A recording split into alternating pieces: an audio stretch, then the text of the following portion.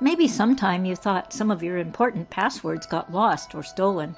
Here's where Two Factor Authentication, or 2FA, could have made you feel a lot better.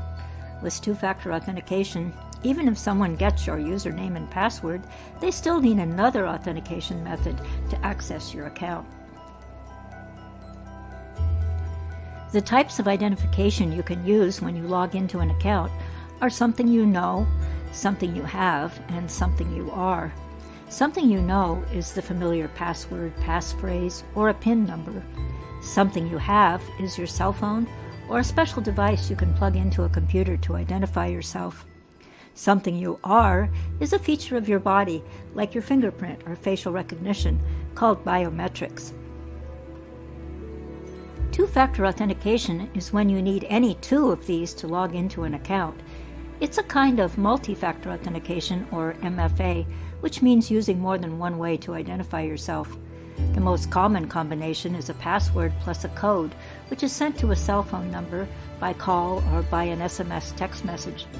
The idea is that even if someone else has your password, they don't have your cell phone. Another way to use your phone for two-factor authentication is to install an authenticator app like Google Authenticator or Authy.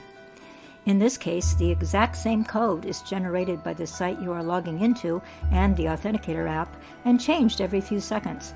The code never goes over the internet or cellular connection, and you must physically have your phone to get the code. Losing your phone can be a headache. If you do, use a second kind of two-factor authentication, which you'll have set up ahead of time, or a backup code to access your accounts, and then turn off two-factor authentication. It's also possible to erase your phone remotely if you have set it up to do so ahead of time. Another device besides a cell phone you can use for a second factor is a hardware key that plugs into your computer, or you can tap it on your phone, though not all sites let you use a hardware key. To prevent getting locked out of your accounts if you lose the key, be sure to set up another backup authentication method in addition to your username and password. While you may lose your phone or hardware key, let's hope you don't lose yourself.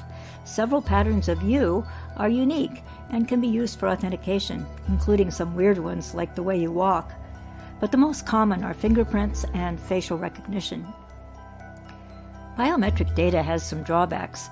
Collection of large databases of highly personal information is a privacy risk. This information could be stolen and misused by criminals or used by others for purposes for which it wasn't intended, without your consent. And it can never be changed. SMS text messaging for two-factor authentication is easy, but hackers have devised some ways to get around it. Text messages are relatively easy to hack into and are unencrypted. Hackers may intercept your messaging and collect the code, or might contact you and say they are the site you're logging into, for example your bank, and ask for the code. Never give out your code in this situation. Another way around two-factor authentication is called SIM swapping. It's complicated, so it's usually used by hackers to steal large amounts of money from people's bank or cryptocurrency accounts. It's been used to steal millions from some high-profile individuals. It starts by getting your username and password and collecting personal information by phishing scams and from social media sites and the internet. The hackers then use the information to convince your phone company to transfer your phone number to their SIM card, so all phone traffic goes to them. They can then log into your account, receive the verification code, and transfer money from your account to their own account.